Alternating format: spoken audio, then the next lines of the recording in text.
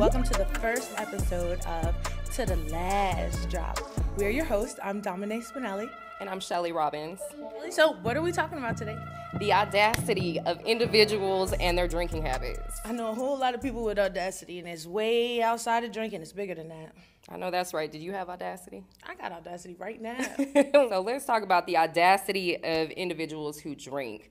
I think a lot of people who have issues with alcohol or even drugs may feel entitled to drink or to use drugs, and it comes down to the trauma that they have endured or maybe issues that they have. Stress is a lot of causes, finances, relationships. We use this as an excuse. We excuse our behaviors, and we feel that we can just project ourselves into an environment and a space to be able to press our bad habits and normalize it, I guess so. And society does a really good job at doing that as well, creating that narrative, especially with alcohol, because it's so easy to have access to. And we create this dialogue that, you know, we could just walk out and walk into the world each day, wake up, and we feel like, hey, you know what, I need a drink to get through the day, or I'm stressed out, let me get that shot. Or after hours, at happy hour, before I go to sleep at night, we need to wind down. Or Friday nights, there's so many different reasons that we use to be able to drink or use drugs, especially drinking, though, and that's my DOC, and I believe that's Domine's DOC as well.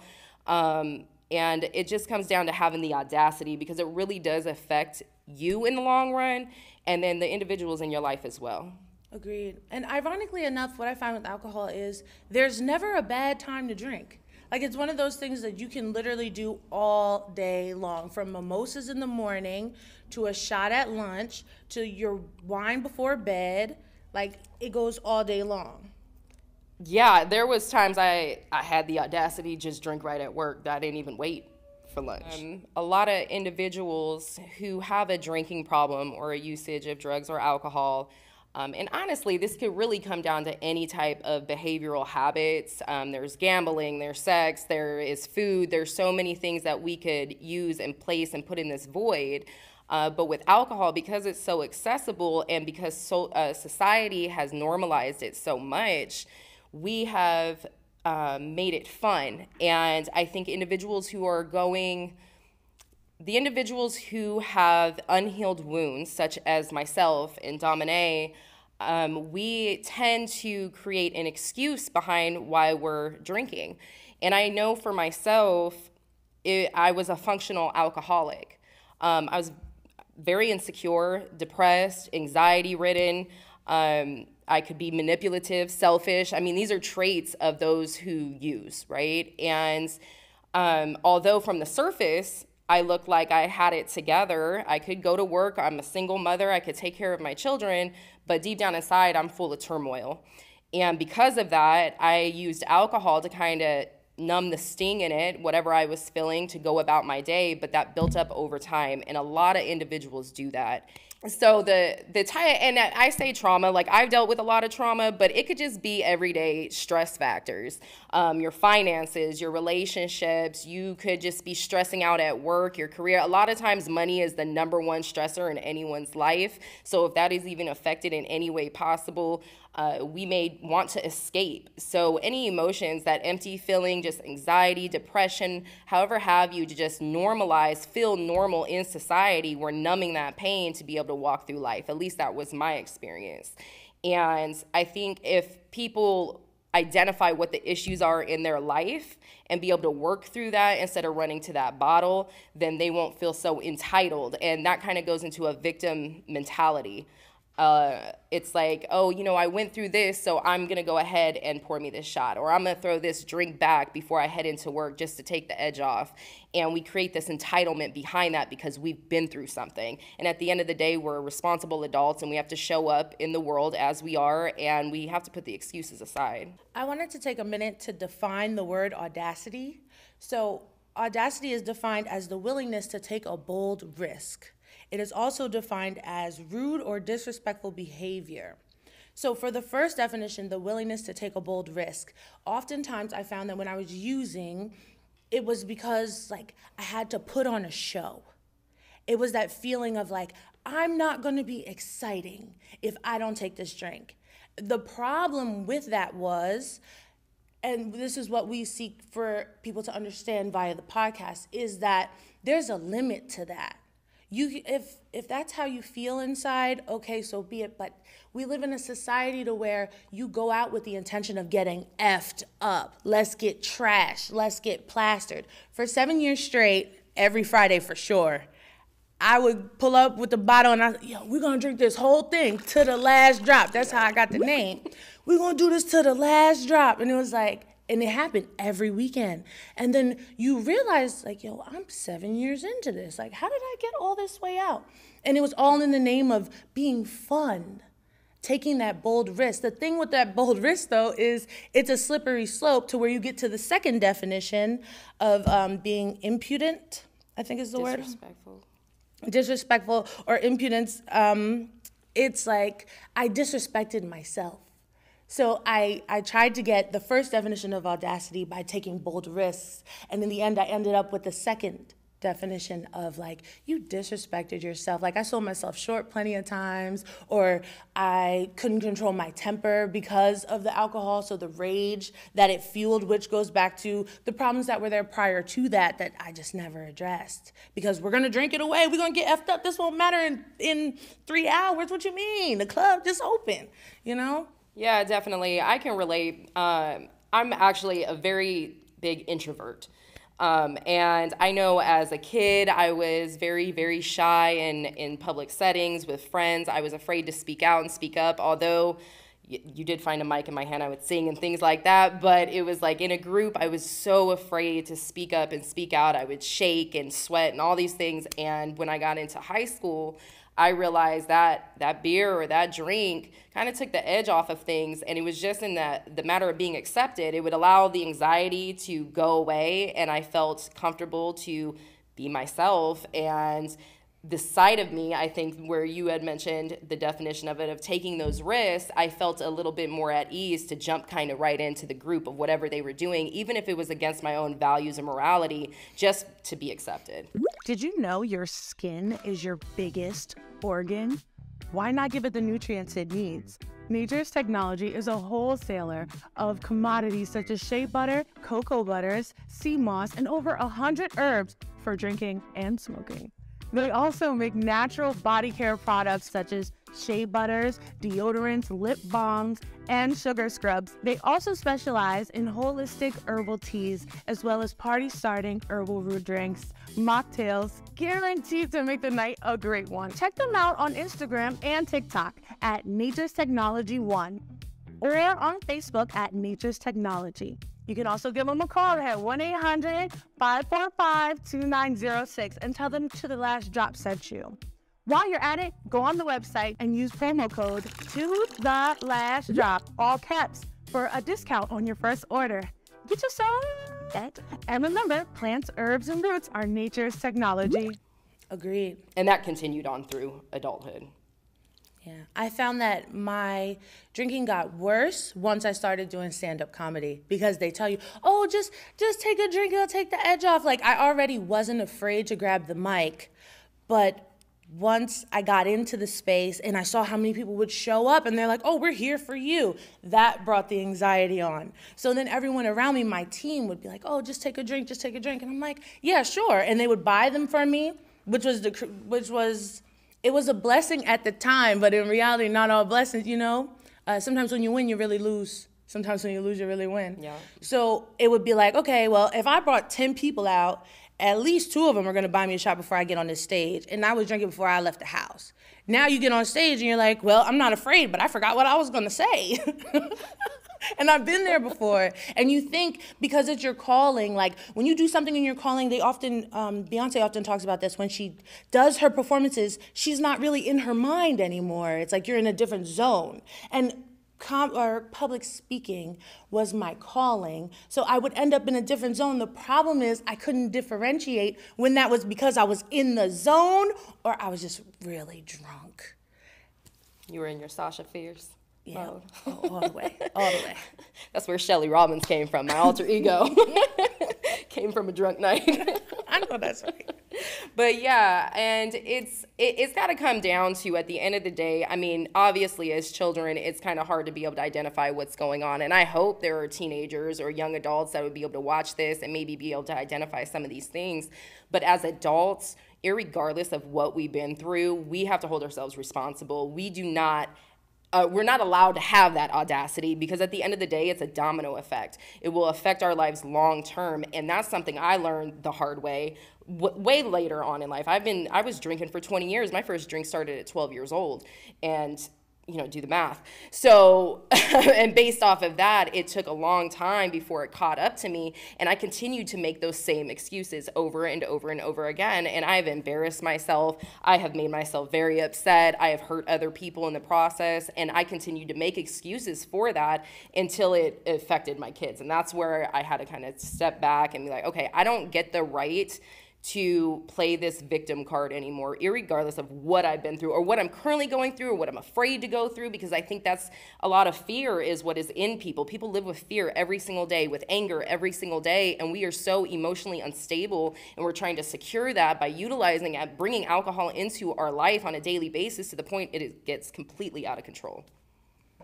So the first time I got drunk, or was introduced really, I was staying with my cousin for the weekend, and I must have been maybe like a sophomore in high school.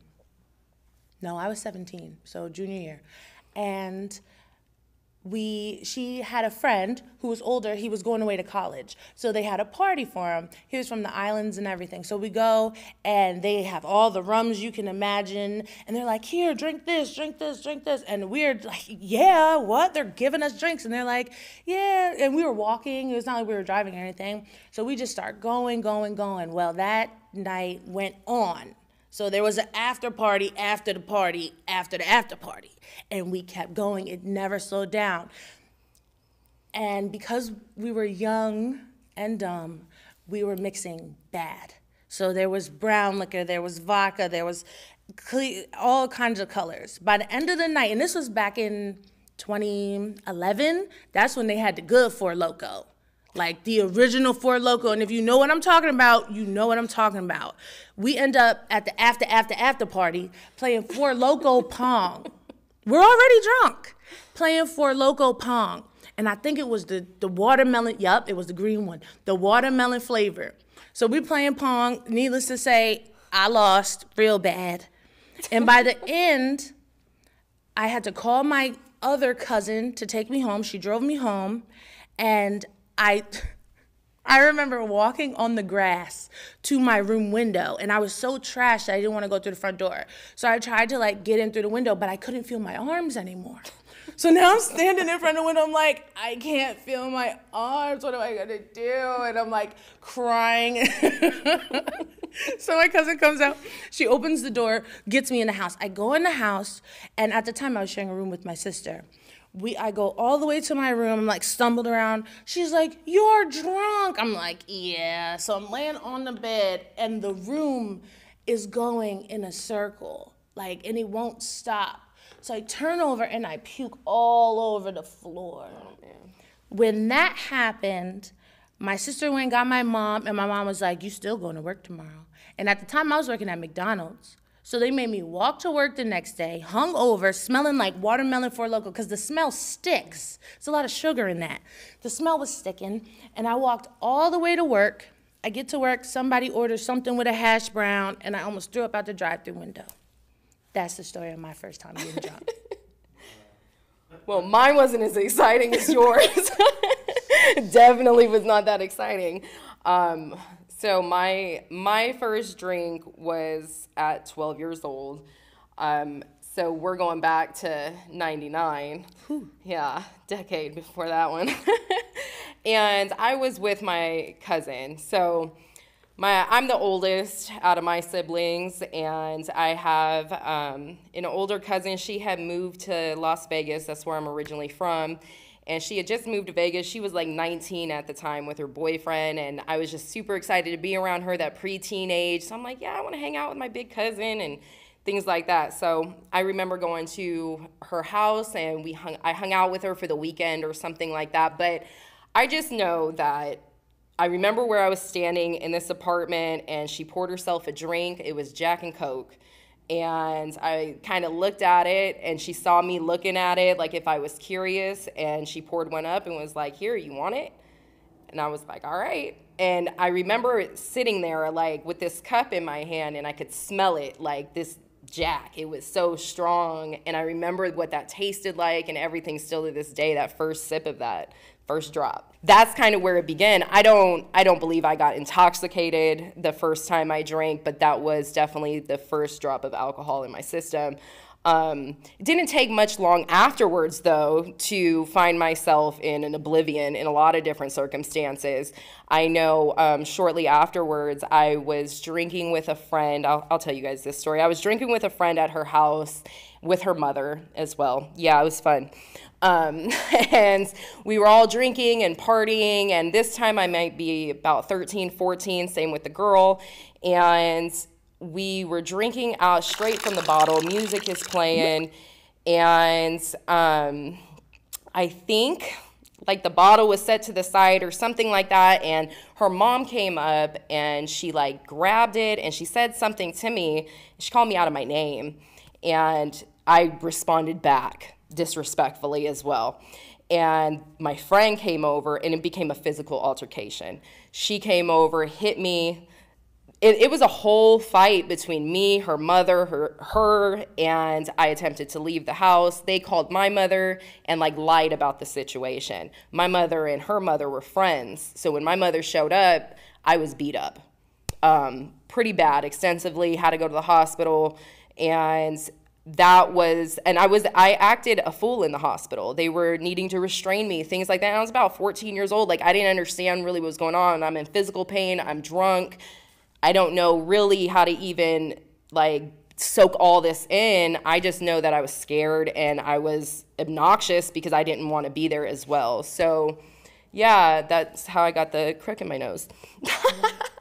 So that came from that night. Hey guys, this episode is brought to you by Jacalo. We are the #1 luxury brand that empowers you to be yourself and look fly doing it with the flyest hoodies and sweatshirts. So go over to jacalo9.com or join us on social media at jacalo_9 to pick up your flyest hoodies and sweatshirts and rock the motto with us. We'll be waiting for you over there. That was your first drop, Jack and Coke. That was my last drop. The way to the rehab. The Jack and the Coke. Oh, yeah? I still think about it sometimes. I was going to say that would be mine too, but no, it wasn't. So I grew up in an environment where my parents drank, and not as a young child, but once they split, when I turned 11, they both went into their own DOCs, drugs, alcohol, men, women, depending on which parent we're talking about. And by the age of 13, it was accepted. I was allowed to, I remember my dad giving me a beer on my 13th birthday. I remember, my mom allowed it. And I thought it was just something that we did. Now, it wasn't allowed to become intoxicated, but I was allowed to socially drink. And so I didn't really think much of it. And unfortunately, the environment I grew up in, all my friends kind of were raised the same way. So I never was around anyone who was like, what the heck are you doing, with this kid? And if I looked at them strange, like they were being snooty or stuck up or bougie or something like that. Like, what do you mean your 14-year-old daughter can't drink with me?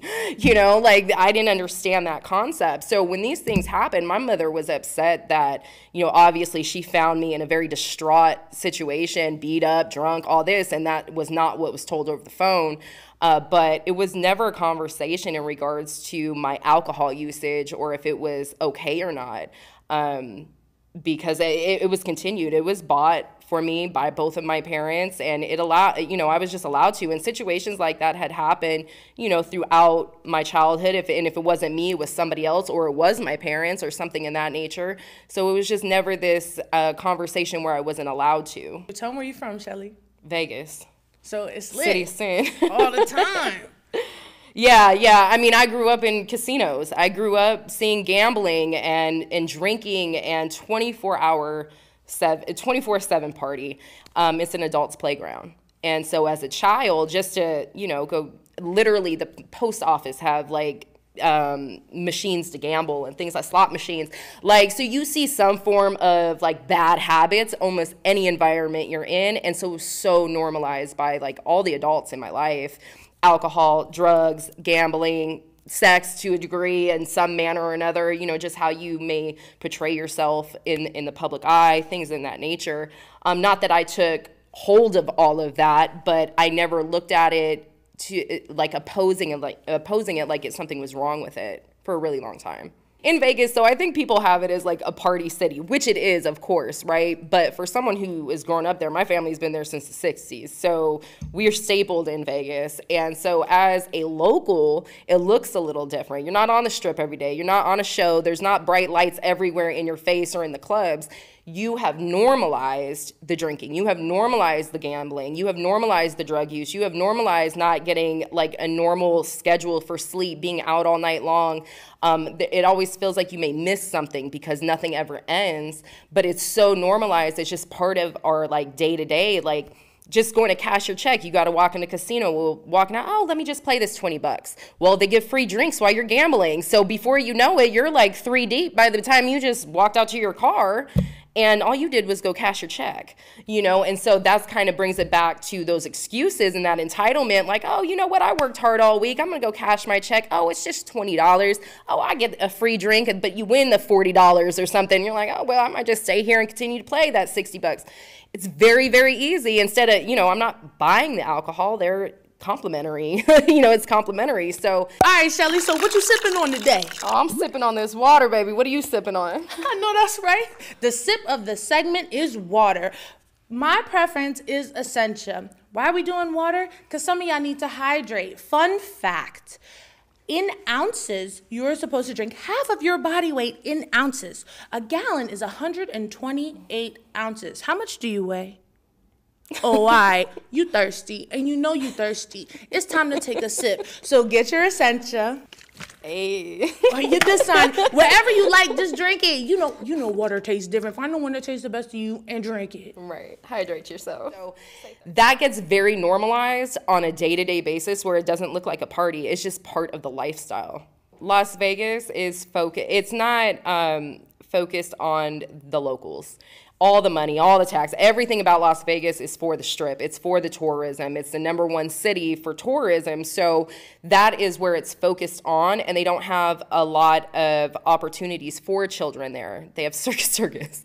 But other than that, I mean, besides maybe like your school baseball leagues or basketball or things like that, but it's not a place for children, and that was a very big reason why I wanted to move away from there. What got me to Atlanta 2 years ago played, you know, there was other things that played a part in that, but I had moved away from Vegas initially in 2018 to Colorado for the simple fact that I did not want my children raised there. My 2 oldest kids were going into junior high at that time, and I just knew, being that my first drink was at 12 years old, not that they would, but I'm trying to eliminate that as much as possible. So knowing that they could just hop in a car. Vegas is 20-mile radius wide. You can get any part of Vegas in 30 minutes, and I know how sneaky I was. And not that they can't be sneaky here in Atlanta, but it was very easy to kind of maneuver and have that access and that availability to that lifestyle, even just being exposed, walking through a casino to go to the movies.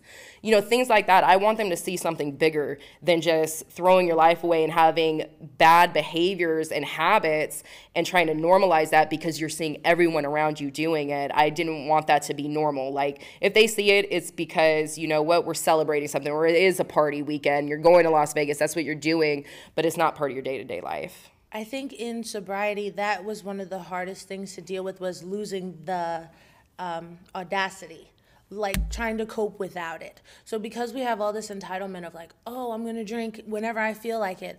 Once you get sober, it's like, okay, well, what do I do now? What do I like to do? Sober, when I was going to the grocery store drunk, like, you don't even do that sober. So one thing that I learned in rehab in particular was that everybody has a story and they all sound different. And I learned in rehab to empathize with people, you know? You don't end up in that space for no reason, and nobody should judge you for how you got there. Your circumstances, a lot of the times, especially as young as 12, you didn't choose those. you didn't make those decisions. You know, it kind of just happened to you. And then you're like, well, you're using your 12-year-old brain to try to cope through life. And yeah. I definitely have said, just in the last few years through, you know, my healing and trying to get past all of this, was that I've been operating from a 14-year-old girl, an emotional stance of like a 14-year-old girl, when not just the drinking, but the trauma started and everything. I feel like it just came to a halt. And on the outside, I've been handling my responsibilities as, you know, a mom, a wife at times, an adult, a professional, things like that. But deep down inside, I'm expressing it almost like a 14-year-old girl, or wearing a mask until I go home. And yeah, you know, that kind of ties into, you know, being yourself. That is something that it holds dear to me, because I had such a hard time expressing my authentic side due to that. So yes, and that's real. Once you lose the audacity, it's like, and you really do the healing work. You really go to your therapy. You really go to your IOP. You really try to find better coping mechanisms. You see so much emotional growth. Like I have, what is the word? My Maturity. Emotional intelligence has grown substantially to the point where, and I ain't naming no names, I've had conversations with adults that I've always looked up to, and it's like, you know, you're like 12, right? Like, you know, you don't sound good. You sure you don't want some help? And it's not about the drinking, it's about the reason why you're doing it. And it might not always manifest itself as drinking. Some people like to gamble, some people like to screw, some people like to watch porn. I mean, it is what it is. But if you don't do the healing, like, you're really stuck there. And how are you ever gonna get to the next level if you're stuck doing the same thing over and over? And then you tell yourself, oh, well, I'm 50 years old. Like, what you mean? I made it this far. But how old is your inner child? And why are you navigating in exactly that right now when I'm trying to have an adult conversation with you? You know? It's crazy having to be so emotionally mature, and it's like there's times where you have to, like, I hate to say it, parent your parents. Because I did the work. So it's like, dang, don't want to offend you. Thanks for raising me all this time, but gotta do some work. I know this past year, through this journey of becoming sober and healing my past and things like that, I've had to, you know, confront and face issues that I've had with my parents, with my mother, and it's not been easy. This is probably the most discard me and my mother have had in my entire life, because I have never felt okay to, like, excuse anything, because I always had it in my mind, like, well, she tried her best, in which I do believe she did for what she knew. You know, you don't know what you don't know, and not to make excuses for her, because I can't make those same excuses with my children. But I always had this level of, like, understanding and not allowing her to, like, carry a guilt, but that placed that guilt on me from a very young age, when not just the alcohol usage, but the trauma, you know, it was my fault because I was this rebellious kid. But in actuality, I just didn't have rules. I didn't have discipline. I didn't have structure. I didn't have guidance. I didn't have these things. So here I am, like, stumbling through life as this little girl, because I have a 15-year-old daughter. So I look at her and I'm like, we're so much alike, but we are so very different in regards to, you know, I think the level of having to handle life as if you're already an adult. And that's kind of where I was by that point, but not knowing how. And so this past year, I have really had to, like, face those demons and have conversations with my mother, and even, like, create a distance between her and I at times, just so I can work through that without her implementing her own emotions, because this isn't about her anymore. You know, they say you're born looking like your parents' decisions and you die looking like yours.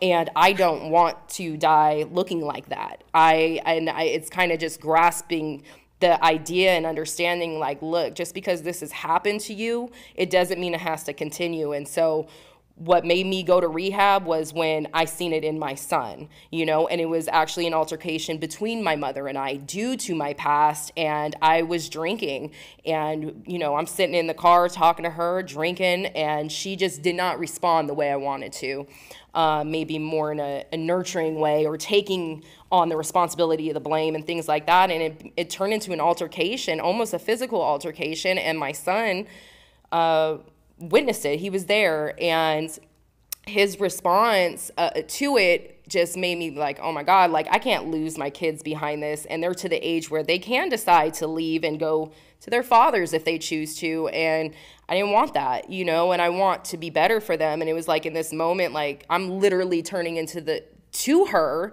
in that degree, continuing to create trauma in my own kid's life. So that was like that level of audacity for me. Like I got a lot of nerve to sit here arguing with her about what she did to me in my childhood when in the very moment I'm doing it to my own kids. So that's when I made the decision to go to rehab. Preach. That was beautiful, Shelly. I felt that. It's strange because for us to live as far apart as we do, it's ironic that, and we have totally different lives. Our situations since going to rehab are very similar in terms of, like you said, that you took space away from your mom. I've literally taken what I called a mommy detox, and my mom was infuriated. And I can explain why, and Mom, you already know. So I'm gonna explain why. It's, okay, so I'm the oldest, I'm the eldest of 4 girls. So there's immense amounts of pressure. And then I look just like my mom, like they call me Little Carlene and all that. So I have more pressure because it's like, okay, well, who's Dominique then? You know, it's like, okay, well, as long as you're working in the outline of Little Carlene and making sure that they're good, what's the problem? There shouldn't be a problem. And it's like, but who's Dominique though? So it was like I was drinking to, again, find the audacity to like really come out of my shell and be all that. And that's not even who I am. Why do I have to put on a show to be my best self? That's not who I am. I found in sobriety that initially I struggled with feeling boring. Yeah. Almost. Like, oh man, I'm boring. And then I watched a sermon, and I don't remember the pastor's name, but God bless him. And he said, right? He said that a lion is a lion no matter what. And if you ever look at a lion, right, they look like they're at such peace. But if anything pops off, that lion is going to be a lion. They are not tripping on what you're talking about. But most of the time, they're pretty peaceful. They lay around and, you know, they be chilling. My boring is peace. It doesn't make me less of a lion. I'm still all the way. If you want to do something, we could do it. And I don't mean fighting, but just in general, you want to do something, we could do it. But most of the time, I'm calm and reserved, and like taking alcohol out of the equation, I didn't even know that that's who I was the whole time. It took me a long time to come to the conclusion that you were drinking to get hype, when really my joy is it burns so bright inside. When I'm by myself, oh my goodness, it's like a 90s television show. Like I'm lit, I'm Martin in a female body. But, so back to the mommy detox, right? So, because I realized that because I couldn't define myself, my dependency on my mother was immense. And it was also there because I tried to be perfect. I tried to fit the outline my whole life, 28 years of trying to fit this outline. So it was like I couldn't make a decision without my mom. I could not do anything without my mom. And I noticed that it would backfire on her. So when things went wrong in my life, I'm calling her like, Mom, let me tell you what they did at the bank, because it's always the bank. Mom, let me tell you what they did at the bank. And she's an empath. So I would push all of this energy onto her. And after a while, with tons of therapy, I realized that I would do that to her, I would do it to my little sister, and they're empaths. They hold that, and they take it offensively that they have all of that. So I said, you know what, let me go on a mommy detox and not depend on her for so many things. There were a million times, and I think the mommy detox only lasted like 14 days. There was a million times in those 14 days I wanted to call my mom, like, Mom, I got a paper cut. Let me tell you how I got this. You know what to do about this? Like, Dom, go get a Band-Aid. But she took so much offense because it was like, you don't need me anymore. And it wasn't that. I'm trying to define myself because we are getting older. And if anything happens to you, who am I without you? I don't know. I got to find out. Yeah, I can totally relate. It's setting those boundaries. It's been a blur my whole life with my mom. Me and my mom, it hasn't been like this terrible relationship. We've had great memories together. Me too. I'm a lot like her in a lot of good qualities as well, right? But I think we've had a trauma bond a little bit. And, you know, we've been each other's rock in some sense, you know, and she always, you know, it was something that I had to we talked about recently, because she said, oh, you know, you saved me when you were born. And I'm like, but who saved me? And I kind of felt like I was that saving grace for her. And I wanted to be for a lot of my life, because I love my mother and I could see what she was going through. But I think it just took a toll on me after a while, because I grow up and now I have my own kids, my own life, my own stuff. And although she may be helping in some degree, it was like this circle, like there was no separation of us. And so her mess is my mess is her mess, and for whatever reason, it's like she always was part of it. And I think boundaries definitely need to be in place, especially through my healing journey. Yeah, I agree. She caused, you know, she was a cause to some of my stuff, and I had to work through that without her. Agreed. But we're working on it now. We're in a better, getting to a better place. I don't think I'm holding on to the resentment anymore, because it really was a whole year. She moved here to Atlanta a year ago, and we didn't spend a lot of quality time together due to this whole process with me. But I'm now in a better place where that resentment or that anger or that turmoil that has been sitting in me has kind of just died down, and I feel like I can start to move forward, but with those boundaries set in place with not just her, but anyone in my life. And that's the thing. Don't take it personal when people start healing and they get that emotional intelligence. It's not about you. It's not about you. And laying a boundary is for my best, for me to be my best. How can I pour from an empty cup? If I keep letting these walls down and you're just busting through them, I'm not going to have anything for you when you really need me. And I'm not going to want to be around you when I'm not okay. Yeah, and I think that's where the alcohol comes in at, because it numbs out that not okay feeling just to function. Yes. I have struggled with that. I have, I was Julie's daughter, Michael's daughter. Then I became, somebody's wife at 18. I had 3 children by the time I was 21, so I then became a mother.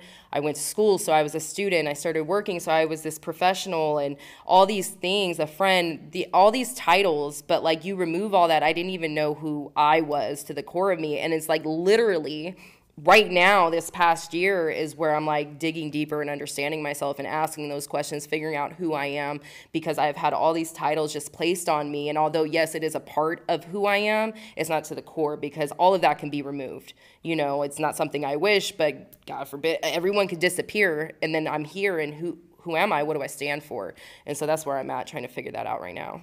Yes. And you're the only one that's stuck with you. Yeah, there's no escaping you. You are with you 24/7 until the day you die. So, I would suggest to get the audacity to figure out who you are. To figure it out. And in order to, even with your children, right? Mm-hmm. When you tell them to clean their room, like you have to, in order for you to get something new, you have to clean up the space that you already have. Right. God can't give you more if you're already like, oh man, this is a lot, but I'm going to be better. Like, you want to put some of that down and maybe you could receive what I'm handing you? Absolutely. And I laugh because this was a conversation last night in my house with my children. But yeah, definitely. You have to clean that space out, and you have to remove everything that is sitting on top of you that you identify with, that it's external and that is monetary or itemized, and really go in within yourself, because I've learned like the answers are there, within you. Like I know God is with me, and those answers are there, and I don't know all the answers, but I'm figuring it out. I know that's right. Seek and ye shall find. Yeah. Knock, definitely. and it will be answered unto you. Preach. I would say the last drop to take home with is to get rid of all the excuses. Get out of your own way. You don't have the right to act a fool. You don't have the right to be drinking or smoking or doing whatever it is that you're trying to do to escape your life, because at the end of the day, you can't escape yourself. You have to face yourself. So the sooner you be able to do that, the sooner you're going to be able to walk through sobriety and have some sense of who you are. Stop running. It didn't work for Jonah. It's not going to work for you. Right. Okay, guys, that's all we have for this segment. If you liked what you saw, heard, felt, please be sure to like, comment, and subscribe, and hit the notification bell so you can get updates on all our future episodes. We look forward to seeing you again. Bye. Thanks, guys.